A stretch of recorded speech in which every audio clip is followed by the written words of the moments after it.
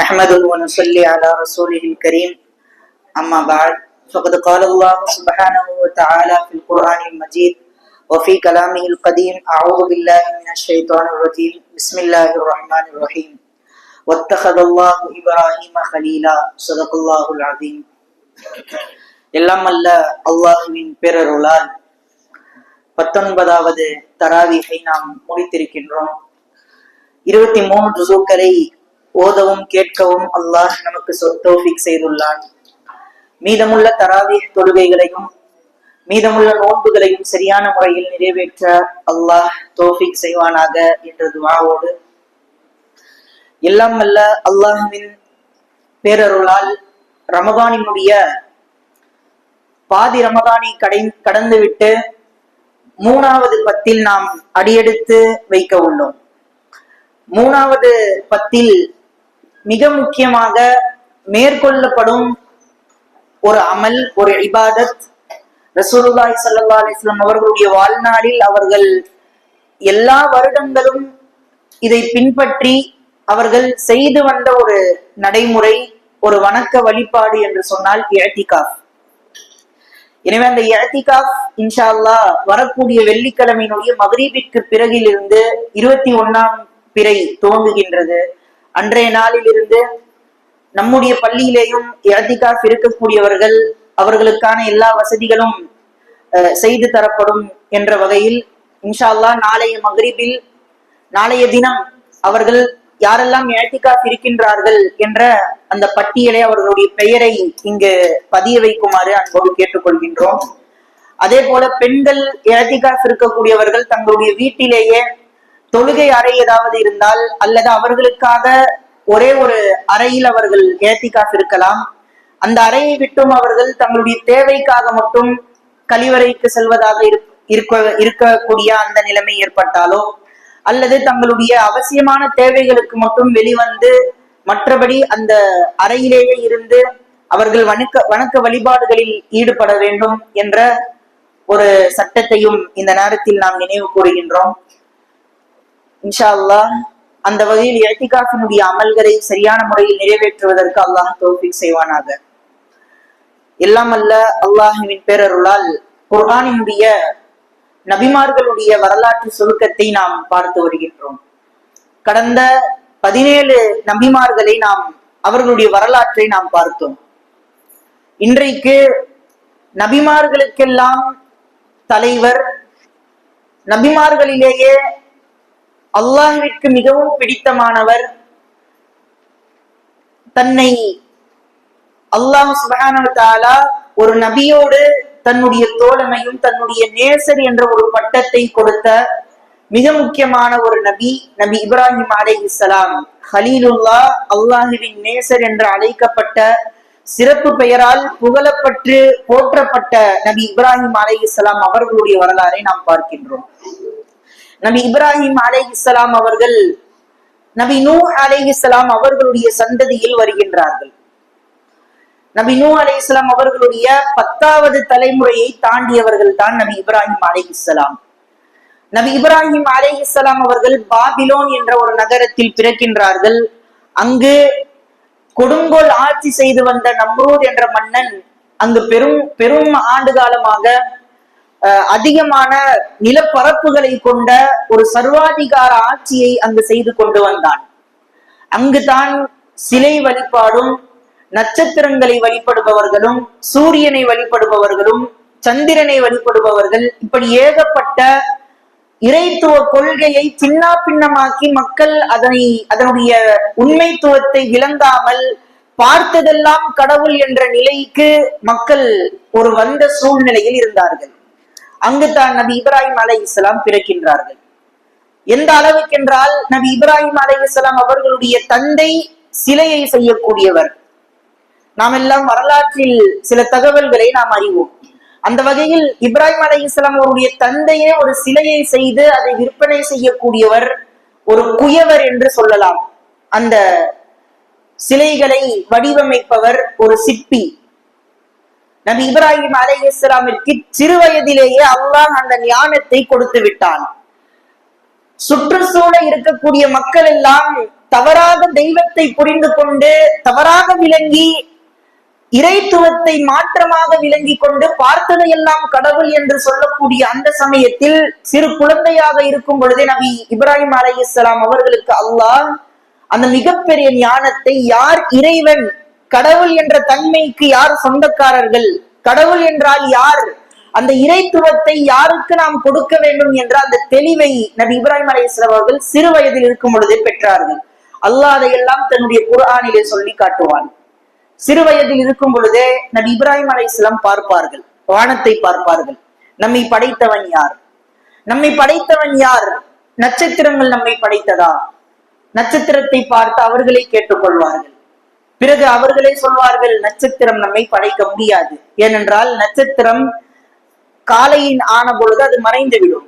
இறைவன் என்பவன் அவன் நிலைத்து நிற்கக்கூடியவன், நித்திய ஜீவனாக இருப்பான். பிறகு சந்திரனை பார்ப்பார்கள். சந்திரனை பார்த்து சொல்வார்கள், இது நம்மை படைத்ததாக இருக்குமோ? இல்லை. பிறகு அவர்களே பதில் சொல்வார்கள், இந்த சந்திரனும் காலையிலான பொழுது மறைந்து விடுகின்றது, எனவே இதுவும் இறைவனாக இருக்க முடியாது. பிறகு நபி இப்ராஹிம் அலைஹிஸ்ஸலாம் சூரியனை பார்ப்பார்கள். சூரியனை பார்த்து அவர்கள் கேள்வி எழுப்புவார்கள், இது நம்மை படைத்ததாக இருக்குமோ?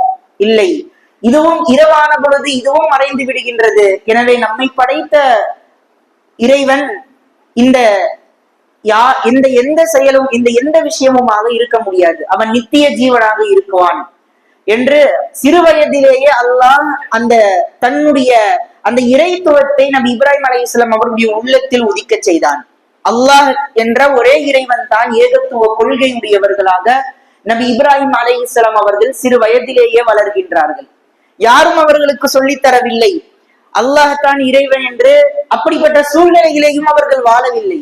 தந்தையே ஒரு சிலையை செய்து விற்கக்கூடியவராக இருக்கும் பொழுது மகனுக்கு எப்படி அப்படிப்பட்ட ஒரு சூழ்நிலை இருக்கும்? இருந்தாலும் அல்லாஹ் அவர்களுடைய உள்ளத்திலே அந்த இறை ஞானத்தை கொடுத்தான். அப்படியே வளர்கின்றார்கள். பிறகு வாலிப பருவத்தை எட்டுகின்றார்கள். அவர்கள் சிறு வயதில் நடந்த சில சுவையான நிகழ்வுகளை எல்லாம் அல்லாஹ் குர்ஆனிலே சூரத்துல் அம்பியாவிலே பேசுவான். ஊர் மக்கள் எல்லாம், அந்த ஊர் மக்கள் பெருவிழா என்று எடுத்துக்கொண்டு ஒரு மிகப்பெரிய திருவிழாவாக கொண்டாடுவார்கள். அப்படி ஒரு திருவிழா கொண்டாடக்கூடிய சமயத்தில் தான் ஊர் மக்கள் எல்லாம் போய்விடுகின்றார்கள். அவர்களுடைய கோவிலில் அந்த சிலைகள் எல்லாம் வைத்து வழிபட்டு வருவார்கள். அப்படி ஒரு திருவிழாவிற்காக எல்லாரும் கிளம்புகின்றார்கள். நபி இப்ராஹிம் அலைஹிஸ்ஸலாம் அவர்களையும் கூப்பிட்டு அழைக்கின்றார் அவருடைய தந்தை. அதற்கு நபி இப்ராஹிம் அலைஹிஸ்ஸலாம் சொன்னார்கள், இல்லை, நான் நோயாளியாக இருக்கின்றேன் என்று. ஆனால் அவர்கள் உண்மையாக நோயாளி இல்லை. அவர்களுக்கு ஜுரமும் பிடிக்கவில்லை, அவர்களுக்கு காய்ச்சலும் இல்லை. அவர்கள் எதை காரணமாக வைத்து என்று சொன்னார்கள் என்றால், என்னுடைய உள்ளம் நோயாகிவிட்டது. இப்படிப்பட்ட சூழ்நிலையை பார்த்து பார்த்து இறைவன் என்று நீங்கள் யாரை கடவுளாக அமைத்துக் கொண்டிருக்கின்றீர்களோ அந்த காட்சிகளை எல்லாம் பார்த்து என்னுடைய உள்ளம் நோயாகிவிட்டது, என்னுடைய உள்ளத்திற்கு நோய் ஏற்பட்டு விட்டது என்ற அர்த்தத்தில் சொன்னார்கள். மக்கள் எல்லாம் அவரை மட்டும் தனியாக விட்டுவிட்டு எல்லாம் ஊருக்கு பெரிய திருவிழாவிற்கு கிளம்பி விட்டார்கள். அங்கு இப்ராஹிம் அலைஹிஸ்ஸலாம் அந்த ஊரில் தனியாக சிறு நபராக இருக்கின்றார்கள். மேலும் சில நபர்கள் மட்டும் அங்கே இருக்கின்றார்கள். அப்படிப்பட்ட சமயத்தில் தான் ஊர் மக்கள் எல்லாம் வெளியே சென்ற பொழுது அங்கிருந்த சிலைகளை எல்லாவற்றையும் உடைத்து விட்டு அந்த கோடாரியை, பெரிய ஒரு சிலை இருந்தது, அதனுடைய தலையிலே மாட்டி வைத்து விட்டார்கள். ஊர் மக்கள் எல்லாம் திருவிழாவை முடித்து வந்த பொழுது நபி இப்ராஹிம் அலைஹிஸ்ஸலாம் அவர்களை கூப்பிட்டு அழைத்து கேட்டார்கள், இதை யார் செய்தது, இதையெல்லாம் யார் செய்தது? அந்த மக்களுக்கு ஏற்கனவே விளங்கவில்லை. வந்து பார்த்த பொழுது எல்லா சிலைகளும் உடைக்கப்பட்ட காட்சியை பார்க்கின்றார்கள். அவர்களுக்கு ஏற்கனவே தெரிந்திருந்தது இப்ராஹிம் என்ற ஒரு சிறு வயது வாலிபர் தான் அவர் இதையெல்லாம் திட்டிக் கொண்டு, சிலைகளை திட்டிக் கொண்டிருந்தார், இறைவன் ஒருவன் என்று சொல்லி அவர் பிதற்றி கொண்டிருந்தான் என்று மக்கள் எல்லாம் பேசிக் கொண்ட பொழுது அந்த இப்ராஹிம் அலைஹிஸ்ஸலாம் என்ற ஒரு சிறுவரை, அந்த வாலிப பருவத்தில் உள்ள அந்த நபரை அழைக்கின்றார்கள். நபி இப்ராஹிம் அலைஹிஸ்ஸலாம் வந்து நிற்கின்றார்கள். மக்கள் எல்லாம் கேட்கின்றார்கள், இதை செய்தது யார், இதை செய்தது யார் என்று அந்த இப்ராஹிம் அலைஹிஸ்ஸலாமிடம் பார்த்து கேட்ட பொழுதுதான் நபி இப்ராஹிம் அலைஹிஸ்ஸலாம் அந்த பெரிய சிலையை காட்டி சொன்னார்கள், நீங்களே கேட்டுக்கொள்ளுங்கள், அதுதான் உங்களுடைய கடவுளாச்சே, அதுதான் பேசுமே, இவ்வளவு பெரிய சிலையா இருக்குது, அவங்ககிட்டயே கேட்டு தெரிஞ்சுக்கலாம்ல என்று ஒரு நக்கலாக நெய்யாண்டியாக அந்த மக்களிடம் சொன்னார்கள். பிறகு அந்த மக்கள் விளங்கி கொண்டார்கள், உடைத்தது நீங்களாகத்தான் இருக்கும் என்று சொல்லி அந்த மன்னரிடம் கோரிக்கை வைத்து மக்கள் சொன்னார்கள் எல்லாம், இவரை நாம் எரித்து விட வேண்டும். காலு ஹர்ரிகூஹு வன்சுரு ஆலியத்தக்கும் இன் குன்தும் ஃபாயிலீன். இவரை நீங்க எரிச்சாதான் உங்க கடவுளுக்கு நீங்க உதவி செஞ்ச மாதிரி ஆகும் என்று மக்கள் எல்லாம் புலம்ப ஆரம்பித்து விட்டார்கள். அப்பொழுதுதான் அந்த நம்ரூத் மன்னரிடத்தில் போய் சபையில் அங்கு சேர்கின்றார்கள். அங்கு அந்த நிகழ்வு நடக்கின்றது. நம்ரூத் மன்னனுக்கும் நபி இப்ராஹிம் அலைஹிஸ்ஸலாம் அவர்களுக்கும் நடந்த அந்த விவாதத்தையும் அல்லாஹ் குர்ஆனிலே பேசுகின்றான். பொதுவாகவே ஒரு இயற்கை நியதியாகிவிட்டது. கொடுங்கோல் ஆட்சி செய்யக்கூடிய அத்தனை நபர்களும் மடையர்களாக மூடர்களாகத்தான் இருந்தார்கள். இன்றைக்கும் சரி, பிராவுன்களாக கொடுங்கோல் ஆட்சி செய்யக்கூடியவர்கள் எல்லாம் முட்டாள்களாகத்தான் இருப்பதை நாம் பார்க்கின்றோம். அந்த காலத்திலேயும் அப்படித்தான் இருந்தார்கள். மூசாவிற்கு வந்த பிராவுனுக்கும் அதே கதித்தான் நடந்தது. அவனும் பெரிய முட்டாளாகத்தான் இருந்தான். நபி இப்ராஹிம் அலைஹிஸ்ஸலாமுக்கு இருந்த அந்த நம்ரூதும் மிகப்பெரிய முட்டாளாகத்தான் இருந்தான். நபி இப்ராஹிம் அலைஹிஸ்ஸலாம் சொன்னார்கள், இது கால இப்ராஹிம் ரப்பி அல்லதி யுஹ்யி வ யுமீத், உன்னுடைய இறைவன் யார் என்று அந்த நம்ரூத் கேட்டதுக்கு இப்ராஹிம் அலைஹிஸ்ஸலாம் சொன்னார்கள், என்னுடைய இறைவன் என்னை படைத்தான், அவனே என்னை மூத்தாக்குவான் என்றார்கள். உடனே அந்த நம்ரூத் இரு சிறை கைதிகளை அழைத்தான். ஒருவர் மரண தண்டனைக்கு விதிக்கப்பட்ட ஒரு கைதி, அவரையும் அழைத்தார். இன்னொருவர் சிறு குற்றம் செய்து அங்கு சிறையில் பிடிக்கப்பட்ட ஒரு மனிதர். இரு கைதிகளையும் அழைக்கின்றார். ஒருவரை வெட்டி விடுகின்றார், இன்னொருவரை மன்னித்து விட்டு விடுகின்றார். இப்ராஹிம் அலைஹிஸ்ஸலாமை பார்த்து சொன்னார்கள், அந்த நம்ரூத் மன்னன் சொன்னான், காலான உஹ்யி வ யுமீத், நானும் தான் உயிரோடு விடுறேன், நானும் தான் இவனை மௌத்தாக்குனேன், நானும் தான் இறைவன் என்று முட்டாள்தனமாக நபி இப்ராஹிம் அலைஹிஸ்ஸலாம் சொன்னதை புரிந்து கொள்ளாமல் இவன் முட்டாள்தனமாக விவாதம் செய்தான். நபி இப்ராஹிம் அலைஹிஸ்ஸலாம் புரிந்து கொண்டார்கள், இவன் பெரிய முட்டாளாகத்தான் இருப்பான் என்று சொல்லி வார்த்தை அப்படியே மாற்றி போட்டார்கள். சூரியனை கிழக்கில் இருந்து உதிக்க செய்கின்றான், மேற்கில் மறைய செய்கின்றான், உன்னால் மேற்கில் இருந்து இழுத்து கொண்டு வர முடியுமா, கிழக்கில் மறைய வைக்க முடியுமா என்று கேட்டார்கள். நபி இப்ராஹிம் அலைஹிஸ்ஸலாம் கேட்ட கேள்வியை விளங்காமன் கது குஹித, அப்படியே வாயடைத்து போன அந்த நம்ரூத் மன்னன் அதற்கு மேல் பேச முடியவில்லை. முட்டாளான மனிதர்களுக்கு விவாதம் செய்ய அந்த தகுதி இல்லாத அந்த கொடுங்கோல் ஆட்சியாளனுக்கு தன்னை இழிவுபடுத்தி விட்டார்கள், தன்னை நக்கலாக பேசிவிட்டார்கள், தன்னை அவமானப்படுத்தி விட்டார்கள் என்று நபி இப்ராஹிம் அலைஹிஸ்ஸலாம் அவர்களை நெருப்பு குண்டத்தில் வீசி எறிய வேண்டும் என்று கட்டளையிட்டான். நபி இப்ராஹிம் அலைஹிஸ்ஸலாம் அவர்களை நெருப்பு குண்டத்தில் எரிகின்றார்கள். நெருப்பு குண்டம், பெரிய ஒரு நெருப்பு குண்டம் தயாரிக்கப்படுகின்றது. பெரிய நெருப்பு குண்டம், மனிதனை போட்டு எரிக்கக்கூடிய அந்த அளவிற்கு சக்தி வாய்ந்த ஒரு நெருப்பை ஊட்டுகின்றார்கள். இப்ராஹிம் அலைஹிஸ்ஸலாம் அவர்களை போடுவதற்கு இவ்வளவு தயாரிப்புகள் எல்லாம் செய்யப்படுகின்றது. பல பேர் அதற்காக பல வீரர்களை நியமித்து, நீங்கள் இதையெல்லாம் செய்ய வேண்டும், பெரிய ஒரு குண்டத்தை ஏற்படுத்த வேண்டும், அதிலே மனிதன் அப்படியே உள்ளே போடப்பட்டால் அப்படியே எரிந்து பற்றி எரியப்பட வேண்டும், அப்படிப்பட்ட ஒரு நெருப்பை அங்கு உண்டாக்க வேண்டும் என்று சொல்லி பெரிய ஒரு நெருப்பு குண்டத்தை உண்டாக்குகின்றார். அந்த சட்டி மனிதனை போட்டு கருக்கக்கூடிய அளவிற்கு அந்த சக்தி வாய்ந்த ஒரு நெருப்பை அங்கு ஊட்ட வேண்டும் என்று பல வீரர்களை நியமித்து அது பல நாட்களாக உருவாக்கப்படுகின்றது. பிறகு இப்ராஹிம் அலைஹிஸ்ஸலாம் அவர்கள் அந்த சட்டியிற்குள் போடப்படக்கூடிய முந்தைய சில நொடிகளில் தான் அவர்கள் இந்த துஆவையும் ஓதுகின்றார்கள். ஹஸ்புனல்லாஹு வ நிஅமல் வக்கீல், அல்லாஹ் எனக்கு போதுமானவன், அல்லாஹ் என்னுடைய பொறுப்பாளன் என்ற அந்த துஆவை ஓதுவது தான் தாமதம். அதற்கு முன்னால் ஜிப்ரீல் அலைஹிஸ்ஸலாம் எல்லாம் வந்து கேட்டார்கள். மலக்குகள் எல்லாம் பார்த்து கண்ணீர் வடிக்க அந்த காட்சியை நபி இப்ராஹிம் அலைஹிஸ்ஸலாம் அவர்கள் சற்று நேரத்திற்கு பிறகு அந்த நெருப்பு குண்டத்தில் எரியப்பட போகின்ற அந்த நிலையில் நபி ஜிப்ரீல் அலைஹிஸ்ஸலாம் அவர்கள் வருகின்றார்கள். நீங்கள் அனுமதி கொடுங்கள், நான் உங்களுக்காக அல்லாஹ்விடத்தில் துஆ செய்கின்றேன் என்று. கடைசி வரை ஜிப்ரீல் அலைஹிஸ்ஸலாம் அவர்களுக்கு அனுமதி கொடுக்கவில்லை. அல்லாஹ்விடத்தில் நானே துஆ செய்வேன், அல்லாஹ் என்னை காப்பாற்றுவான் என்ற நம்பிக்கையோடு கடைசி நொடி வரை தன்னிடம் இருந்த இறை நம்பிக்கையோடு உறுதியாக நின்றார்கள். கடைசி வார்த்தைகள் ஹஸ்புனல்லாஹு வ நிஅமல் வக்கீல். அந்த வார்த்தைகள் அல்லாஹ்விற்கு எவ்வளவு பிடித்தமாக்கியது என்பதை நபி இப்ராஹிம் அலைஹிஸ்ஸலாம் அவர்கள் அந்த மொழிந்த அந்த தருணத்திலேயே அல்லாஹ் அந்த நெருப்புக்கு கட்டளையிட்டான். குல்னா யா நாரு கூனி பர்தா வ ஸலாமன் அலா இப்ராஹிம். நெருப்பை பார்த்து நாம் சொன்னோம், இப்ராஹிம் அலைஹிஸ்ஸலாம் அவர்களுக்கு நெருப்பே நீ குளிர்ந்ததாக ஆகிவிடு என்று கட்டளையிட்டோம். நெருப்பும் அவ்வாறே குளிர்ந்ததாக ஆகிவிட்டது. பிறகு நபி இப்ராஹிம் அலைஹிஸ்ஸலாம் அவர்கள் அந்த நெருப்பு குண்டத்திலிருந்து காப்பாற்றப்பட்ட பிறகு அந்த ஊரில் தன்னுடைய இறை கொள்கையும் தன்னுடைய ஏகத்துவத்தையும் எந்த மக்களும் ஏற்றுக்கொள்ளாத சமயத்தில் வெறுத்து போய் அந்த ஊரில் இருந்தே கிளம்புகின்றார்கள், புலம்பெயர்கின்றார்கள். அவர்கள் பாபிலோன் என்ற அந்த நகரத்தில் வாழ்ந்து வந்த அந்த சிறு பிராயத்தை எல்லாம் கடந்து தன்னுடைய தந்தை எல்லாவற்றையும் விட்டு வருகின்றார்கள். அந்த உரையாடல் கூட தன்னுடைய தந்தையிடம் கடைசியாக நபி இப்ராஹிம் அலைஹிஸ்ஸலாம் பேசிய வார்த்தைகள் கூட இருக்கின்றது.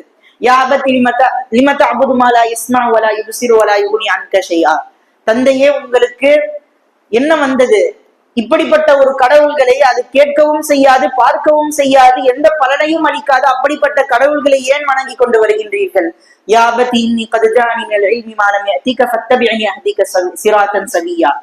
தந்தையே, எனக்கு அல்லாஹ் ஞானத்தை கொடுத்திருக்கின்றான், என்னை பின்பற்றுங்கள், உங்களுக்கு நேரான வழியை காட்டுகின்றேன் என்று தந்தையிடத்தில் சொல்கின்றார்கள். கடைசி வரை தன்னுடைய தந்தை அந்த இஸ்லாத்தில் நுழைய மாட்டார், அந்த கொள்கையை ஏற்றுக்கொள்ள மாட்டார் என்ற பொழுதுதான் அந்த தந்தையே சொன்னார், இதற்கு மேல் நீ பேசினால் உன்னை கல்லெறிந்து உன்னை அடித்து தொடுத்து விடுவேன் இந்த ஊரை விட்டும், அல்லது என்னை விட்டும் எங்காவது தனித்து சென்று விடு, என்னுடைய மூஞ்சியை முழிக்காதே என்று சொல்லி விரட்டி விட்டார்கள். ஆனால் கூட நபி இப்ராஹிம் அலைஹிஸ்ஸலாம் கடைசியாக தந்தையை பார்த்து சொன்னார்கள், உங்களுக்காக நான் அல்லாஹ்விடத்தில் பிரார்த்தித்துக் கொண்டே இருப்பேன், உங்களுடைய பாவ மன்னிப்புக்காக பிரார்த்தித்துக் கொண்டே இருப்பேன். இன்னஹு கான பி ஹஃபியா, அல்லாஹ் எனக்கு கருணை காட்டுவான் என்றார்கள். தந்தை ஒரு பக்கம் இறை கொள்கையை ஏற்றுக்கொள்ளாத சமயத்தில், அந்த ஊர் மக்களும் யாரும் ஏற்றுக்கொள்ளாத சமயத்தில் அந்த ஊரை விட்டு கிளம்புகின்றார்கள். நபி இப்ராஹிம் அலைஹிஸ்ஸலாம் அவர்கள் கிளம்பி அந்த ஊரை விட்டும் சென்ற பிறகு அந்த ஊர் மக்கள் எல்லாமே அழிக்கப்படுகின்றார்கள். அவர்களுக்கு பல நோய்களும் பல பிரச்சனைகளும் ஏற்படுகின்றது. அல்லாஹ் அவர்களுக்கு வேதனையை கொடுக்கின்றான். எல்லா வேதனைகளுக்கு பின்பும் அவர்கள் திருந்தாத பட்சத்தில் அல்லாஹ் அந்த ஊர் மக்கள் அனைவரையும் அழித்து விடுகின்றான். அந்த ஊரில் அதற்கு பிறகு உயிர் வாழ்ந்தவர்கள் என்று சொன்னால் நபி இப்ராஹிம் அலைஹிஸ்ஸலாம் அவர்கள் ஒரே ஒரு மனிதர் மட்டும் தான். பிறகு அவர்களுடைய சந்ததிகள் தான் வேறொரு ஊருக்கு சென்று அவர்கள் பலஸ்தீனில் குடியேறுகின்றார்கள், ஷாமில் குடியேறுகின்றார்கள். நபி இப்ராஹிம் அலைஹிஸ்ஸலாம் அவர்கள் அங்கிருந்து அவர்களுடைய வாழ்க்கை ஆரம்பிக்கின்றார்கள். அவர்கள் ஆரம்பமாக சாரா அலைஹிஸ்ஸலாம் என்ற ஒரு பெண்ணை திருமணம் முடிக்கின்றார்கள். அவர்களுக்கு பல வருடங்கள் கழித்தும் குழந்தை பிறக்கவில்லை என்ற பொழுது நபி இப்ராஹிம் அலைஹிஸ்ஸலாம் அவர்கள் ஹாஜரா அலைஹிஸ்ஸலாம் அவர்களை திருமணம் முடிக்கின்றார்கள். அல்லாஹ் ஹாஜரா அலைஹிஸ்ஸலாம் அவர்களிடமிருந்து ஒரு அழகான வரலாற்றில் ரபீஉல்லா என்று அழைக்கப்பட்ட இறைவனுக்காக தியாகம் செய்ய முன்வந்த ஒரு அறிவு மிக்க, அழகும் மிக்க, திறமையும் மிக்க ஒரு அழகான குழந்தையை கொடுக்கின்றான். நபி இஸ்மாயில் அலைஹிஸ்ஸலாம் அவர்களை ஹாஜரா அம்மாவிற்கு குழந்தையாக அல்லாஹ் கொடுக்கின்றான்.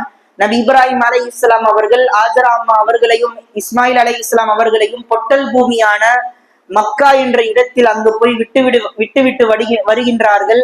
பிறகு சாரா அலைஹிஸ்ஸலாம் அவர்களோடு வாழ்க்கை அங்கு துவங்குகின்றது. சாரா அலைஹிஸ்ஸலாம் அவர்கள் பருவ வயதையெல்லாம் கடந்து மூதாட்டியாக ஆகிவிட்ட பொழுது மலக்குகள் எல்லாம் வருகின்றார்கள். மலக்குகள் எல்லாம் வந்த பொழுது வீட்டிற்குள் அழைக்கப்பட்டு அவர்கள் விருந்து உபசரிக்கப்படுகின்றார்கள். நபி இப்ராஹிம் அலைஹிஸ்ஸலாம் வறுத்த கரியை அவர்களிடத்தில் பரிமாறுகின்றார்கள். யாரும் கையை வைக்கவில்லை. வந்தவர்கள் மலக்கு என்று இப்ராஹிம் அலைஹிஸ்ஸலாம் அவர்களுக்கும் தெரியவில்லை. எல்லாருமே அப்படியே உட்கார்ந்து கொண்டிருந்த பொழுது நபி இப்ராஹிம் அலைஹிஸ்ஸலாம் அவர்கள் சிறிது பதற்றம் அடைந்தார்கள்.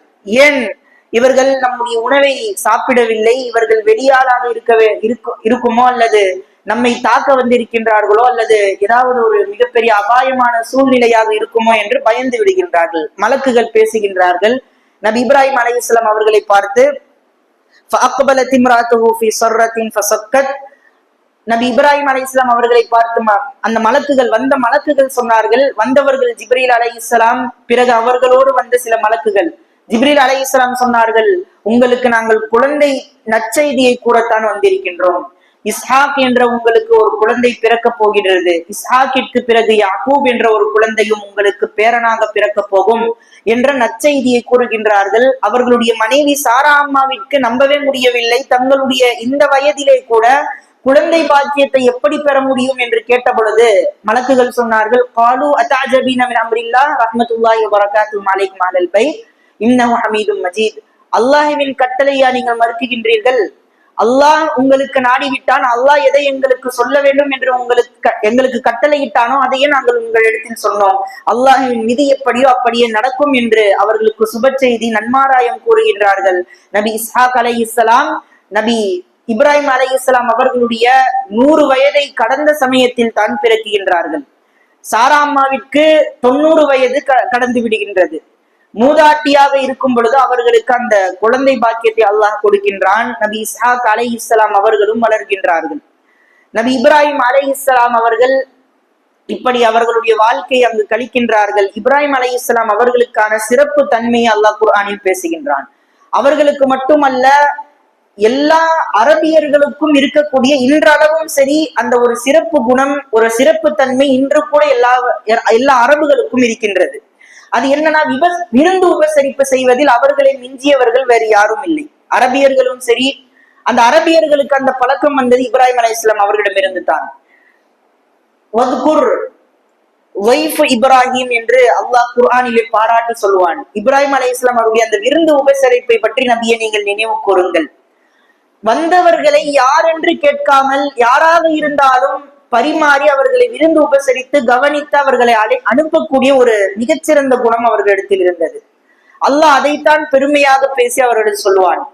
அவர்களிடமிருந்து வந்த அந்த குணம் இன்றும் கூட அரபியர்களில் யாராவது ஒரு வீட்டிற்கு சென்றால் உங்களை யார் என்று கேட்க மாட்டார்கள். 3 நாட்களுக்கு பிறகுதான் நீங்கள் எங்கிருந்து வந்திருக்கின்றீர்கள், நீங்கள் யார் என்ற கேள்வியையே எழுப்புவார்கள். அதுவரை அந்த 3 நாட்கள் விருந்து உபசரிப்பை அவர்கள் மனமாற செய்து அனுப்புவார்கள் என்பது இப்ராஹிம் அலைஹிஸ்ஸலாம் அவர்களுடைய அந்த வழித்தோன்றலான இந்த அரபியர்களுக்கும் அந்த குணம் வந்ததுதான் அதற்கான ஒரு ரகசியத்தையும் பார்க்கின்றோம். எனவே இப்ராஹிம் அலைஹிஸ்ஸலாம் அவர்கள் ஹலீஃபத்துல்லா, அல்லாஹுவின் ஹலீஃபா, அல்லாஹுவின் பிரதிநிதி என்று அழைக்கப்பட்டு அல்லாஹுவின் இறைநேசர், அல்லாஹுவினால் நேசிக்கப்பட்ட, அல்லாஹுவின் தோழர், அல்லாஹுவின் நண்பர் என்றெல்லாம் புனை பெயர்களும் சிறப்பு பெயர்களும் பெற்ற அந்த இப்ராஹிம் அலைஹிஸ்ஸலாம்